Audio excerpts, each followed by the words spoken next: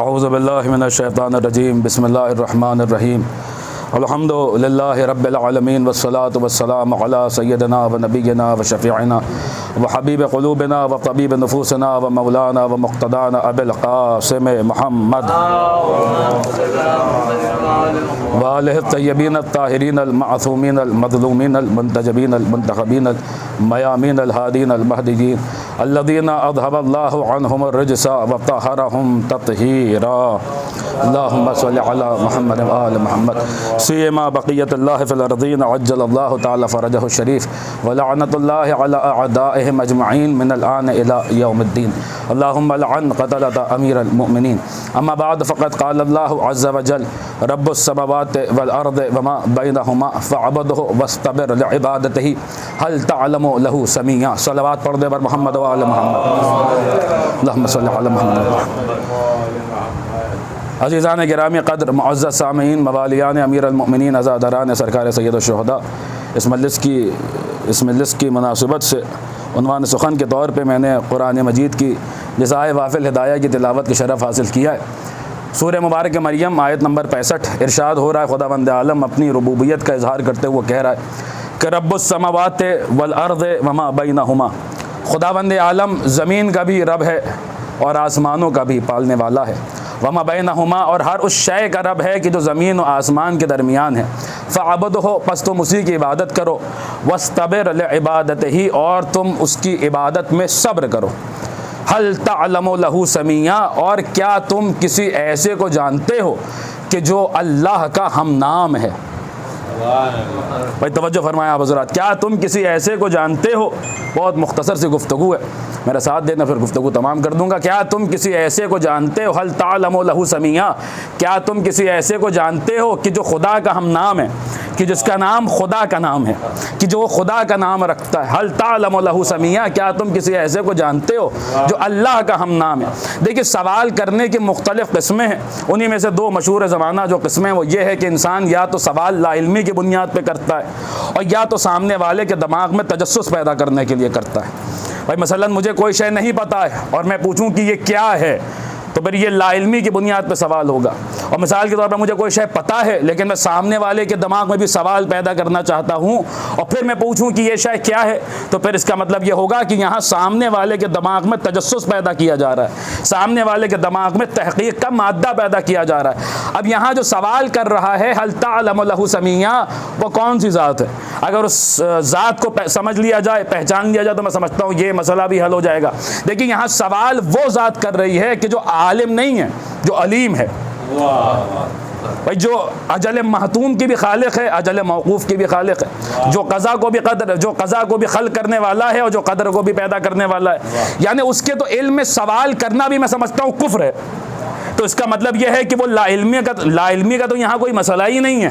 یہاں سامنے والے کے دماغ میں تجسس پیدا کیا جا رہا ہے، تحقیق کا مادہ جگایا جا رہا ہے کہ دیکھو تم ڈھونڈو تو صحیح آخر وہ کون سی ذات ہے کہ جو اللہ کے ہم نام ہے، کہ جو خداوند عالم کا نام رکھتا ہے. دیکھیں اللہ کے بہت سارے نام ہیں، قل فللہ الاسماء الحسنی فادعوہ بہا، بے شک اللہ کے بہترین نام ہے، خوبصورت ترین نام ہے. اللہ کے بہت سارے نام ہیں، 99 نام تو مشہور ہے.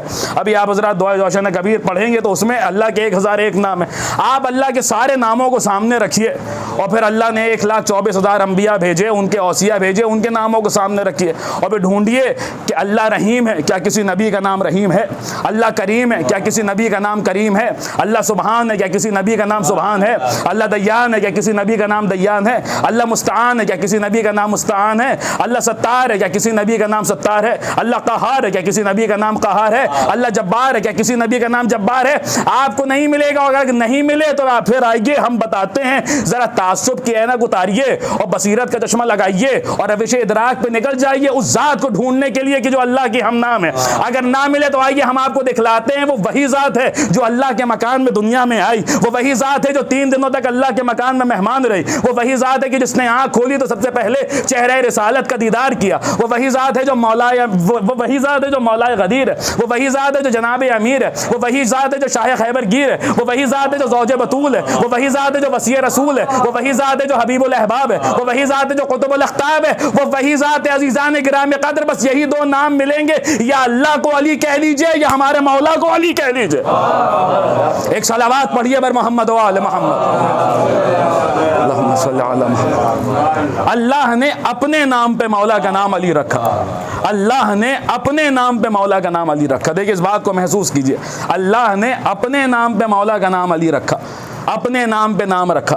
دیکھیے اس مسئلے پہ میں سمجھتا ہوں کہ ہمارے یہاں بہت ساری روایات ہیں. مثال کے طور پہ کتاب علل الشرائع میں یہ روایت موجود ہے کہ جب بی بی فاطمہ بنت اسد سلام اللہ علیہا مولا کو لے کے خانہ کعبہ سے اللہم صلی علی محمد و آل محمد برآمد ہونے لگیں تو ایک ہاتف غیبی نے آواز دی اور اس نے پکار کے کہا کہ اللہ نے اپنے نام پر اس کا نام علی رکھا ہے. وہ علی العظیم ہے، یہ علی مرتضیٰ ہوگا. اللہ نے اپنے نام پر اس بچے کا نام علی رکھا. اسی طریقے سے وہ روایت جو کتاب المناقب میں علامہ ابن شہر عاشوب نے نقل کی، وہ روایت کی جس میں حضرت ابو طالب اور جناب فاطمہ بنت اسد علیہ السلام کو ایک ہاتف غیبی مخاطب کر کے 4 مصرے سناتا ہے. بھائی جناب ابو طالب کو 4 مصرے سنائے جاتے ہیں، ایک ہاتف غیبی کے ذریعے جناب ابو طالب کو 4 مصرے سنائے جاتے ہیں. اس بات کو آپ محسوس کرنے کی کوشش کیجئے کہ ابو طالب کو 4 مصرے سنائے جا رہے ہیں.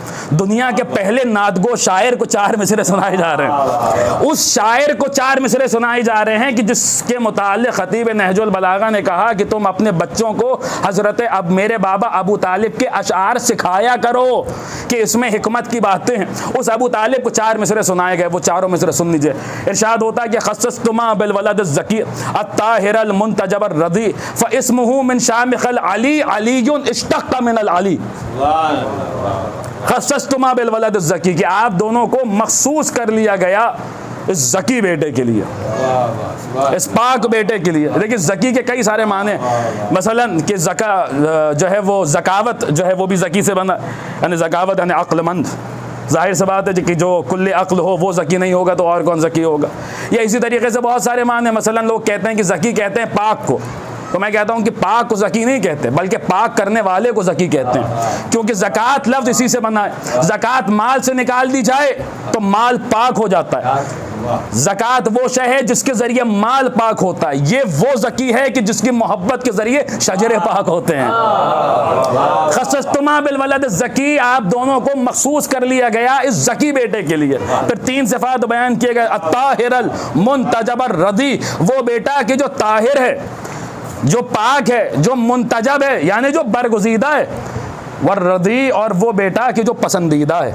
بھائی توجہ فرمائیے گا آپ حضرات، جو پسندیدہ، یہاں جو مشہور زمانہ ترجمہ ہے وہ پسندیدہ ہے، لیکن آپ اگر غور فرمائیے تو رضی صرف پسندیدہ کو نہیں کہتے بلکہ رضی اس ذات کو کہتے ہیں کہ جس ذات پر کوئی راضی ہو جائے. اب سوال یہ ہے کہ علی کی ذات پہ کون راضی ہوا؟ تو میرے مولا کی زیارت مفاتیح الجنان میں موجود ہے، زیارت مطلقہ. وہ پکار کے کہہ رہی ہے، میرے مولا کو سلام کر کے کہہ رہی ہے السلام علی اسم اللہ الرضی، سلام ہو اللہ کے اس نام پر کہ جس نام کے ذریعے وہ راضی ہو گیا. ایک صلوات پڑھ دیا بر محمد و آل محمد. خصصتما بالولد الزکی الطاہر المنتجب الرضی فاسمہ من شامخ العلی. اس کا جو نام آ رہا ہے وہ بہت بلند جگہ سے آ رہا ہے. علی اشتق من العلی، علی علی سے مشتق ہے، علی علی سے نکلا ہوا ہے. اللہ علی الاعلیٰ ہے، یہ علی مرتضیٰ ہے.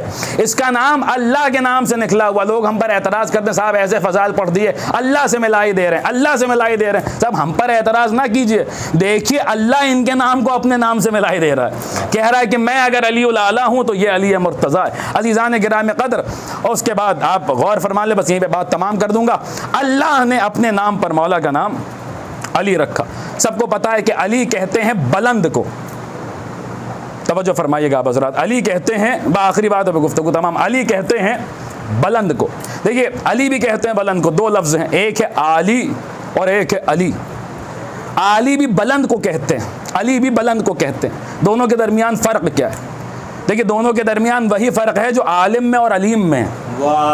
توجہ فرمائیں گے، آخری بات ہے گفتگو تمام. جو عالم میں اور علیم میں، دونوں کے درمیان کیا فرق ہے؟ بھائی مثال کے طور پہ میں نے کہا کہ فلاں شخص عالم ہے، تو اس کا مطلب یہ تو قطعاً نہیں ہوا کہ وہ کل بھی عالم تھے. ہاں آج عالم ہے، اور یہ بھی کوئی ضروری نہیں ہے کہ کل بھی عالم ہی رہیں گے. یعنی ہم نے کہا کہ عالم ہے تو یہاں امکان ہے کہ کل جہل تھا. یہاں امکان ہے کہ قلبی جہل ہو سکتا ہے، یعنی یہ تو ضروری نہیں کہ یہ قلبی عالم تھے اور قلبی عالم رہیں گے، مگر علیم صفت مشبہ ہے، اس کا مطلب یہ ہے کہ یہ جب سے تھے، جب سے علم والے تھے، جب تلک رہیں گے، جب تلک علم والے رہیں گے۔ علی بھی کہتے ہیں بلند کو، علی بھی کہتے ہیں بلند کو، مگر دونوں کے درمیان فرق ہے، جو کبھی بلند ہو کبھی پست ہو جائے اسے علی کہتے ہیں، جو جب سے ہو جب سے بلند ہو اور جب تلک رہے جب تلک بلند رہے اس ذات والا صفات کو علی کہتے ہیں۔ ایک صلوات پڑھ دیں پر محمد و آل محمد۔ عزیزان گرامی قدر، یہ علی مرتضیٰ ہیں کہ جن کے نام کی اگر تشریح کی جائے تو انسان قاصر ہے ان کے نام کی تشریح کرنے سے، ان کے نام کو درک کرنے سے، ان کے نام کے اسرار کو سمجھنے سے۔ عزیزان گرامی قدر، میں نے بات کو تمام کر دی۔ علی کہ جس کا نام خدا کے نام پر وہ دنیا میں آیا بھی تو خدا کے مکان میں دنیا میں آیا، اور اگر شہادت بھی پائی تو خدا کے گھر میں شہادت پائی۔ ہاں عزیزان گرامی قدر، بڑی قیامت کی شب ہے، علی کا فرق مبارک زخمی ہے۔ ہاں ایک تو علی کا غم ہے، امیر المومنین کا غم ہے، اور اس کے اوپر اس بات کا غم ہے کہ ہم دل کھول کے مولا کا غم بھی نہیں منا پائے۔ ہاں عزیزان گرامی قدر، یہاں مولا کا تابوت شبیہ ہے امیر المومنین۔ یہاں آپ کی نظروں کے سامنے ایک روایت سناؤں۔ دیکھیے کتاب کوکب درری میں یہ روایت موجود ہے کہ جس وقت پیغمبر اسلام اسی تابوت کی جو ہے مماثلت سے یہ روایت سنتے چلیے کہ جب پیغمبر اسلام معراج پہ تشریف لے گئے تو آپ نے دیکھا کہ 5ویں آسمان پر ایک نورانی شے موجود ہے۔ جب اس کے قریب گئے تو کیا دیکھا کہ یہ تو میرا بھائی علی ہے۔ پوچھا کہ یہاں علی کس طریقے سے؟ تو جواب ملا کہ جو 5ویں آسمان تک کے فرشتے ہیں یہ زمین پہ نہیں جا سکتے، جو 4تھے آسمان تک کے فرشتے ہیں وہ زمین پہ آتے تھے اور امیر المومنین کی زیارت سے مشرف ہوتے تھے۔ تو 5ویں آسمان تک کے فرشتوں نے خداوند عالم کی بارگاہ میں دعا کی کہ خدایا ہم علی کے دیدار سے محروم ہیں، ہمارے لیے علی کی زیارت کی کوئی سبیل مہیا فرما۔ تو خداوند عالم نے 5ویں آسمان پر امیر المومنین کی ایک شبیہ بنائی، ایک شبیہ بنائی، امیر المومنین کی ایک شبیہ، جیسے آپ حضرات تابوت سنوارتے ہیں ویسے خداوند عالم نے علی کی ایک شبیہ بنائی۔ روایت صرف یہیں پہ تمام نہیں ہوئی، بلکہ روایت کے جملے یہ ہیں کہ جب 19ویں رمضان کو میرے مولا کے سر پہ ضربت لگی تو اس شبیہ کے سر پہ بھی زخم کا ایک وار تھا۔ لیکن ہم لوگ شبیہیں بناتے ہیں، یہ ہمیں کہاں سے یہ طریقے ملے؟ یہ طریقے روایات سے ملے۔ اس شبیہ کے سر پہ بھی زخم کا ایک وار تھا۔ جب فرشتوں نے اس زخم کو دیکھا تو خداوند عالم کی بارگاہ میں سوال کیا، بار الہا یہ ہمارے مولا کے سر پہ زخم کیسا ہے؟ جواب ملا تم تو یہاں تسبیح و تحلیل میں مصروف ہو، ذرا جاؤ جا کے مسجد کوفہ میں دیکھو علی کا سر شگافتہ ہے، جبریل بین السماء والارض صدا بلند کر رہے ہیں، تحدمت واللہ ارکان الہدی قد قتل امیر المومنین، قد قتل امیر المومنین، قسم خدا کی ارکان ہدایت منہدم ہو گئے، امیر المومنین کو قتل کر دیا گیا۔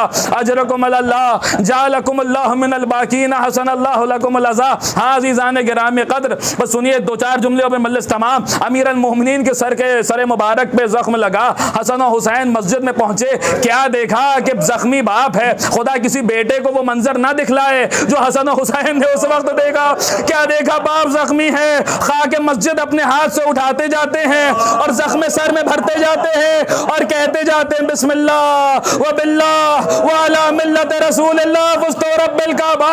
ارے قسم ہے کعبے کے رب کی کہ علی کامیاب ہو گیا، علی کامیاب ہو گیا۔ عزیزان گرامی، مولا اپنے ہاتھ سے خاک مسجد اٹھاتے ہیں، زخم سر میں بھرتے ہیں، اپنے ہاتھ سے خاک مسجد اٹھاتے ہیں، زخم سر میں بھرتے ہیں، اپنے ہاتھ سے خاک مسجد اٹھاتے ہیں، زخم سر میں بھرتے۔